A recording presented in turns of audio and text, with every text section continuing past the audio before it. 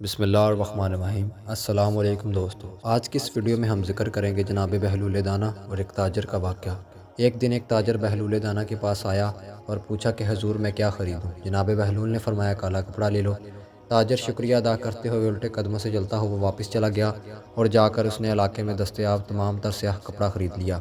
کچھ دنوں بعد شہر کا بہت بڑی آدمی کا انتقال ہو گیا۔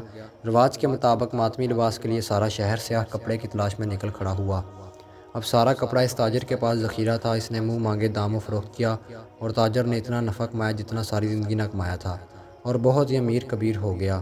کچھ عرصے بعد وہ گھوڑے پر سوار کہیں سے گزر رہا تھا تو جناب بہلول دانہ وہاں تشریف رکھے ہوئے تھے۔ وہ وہیں گھوڑے پر بیٹھے بے ادبی سے بولے، اوے دیوانے، اب اس بار کیا لوں؟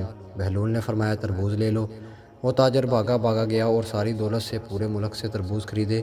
ایک ہی ہفتے میں سب خراب ہو گئے اور وہ کوڑی کوڑی کو محتاج ہو گیا۔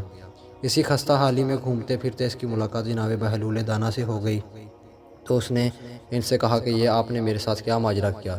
جناب بہلول دانہ نے فرمایا، یہ میں نے نہیں بلکہ تیرے لہجے اور الفاظ نے سب آپ سے کیا ہے۔ جب پہلی بار تو نے ادب سے پوچھا تو مالا مال ہو گیا، اور جب تو نے گستاخی کی تو کنگال ہو گیا۔ ماشاءاللہ، سبحان اللہ۔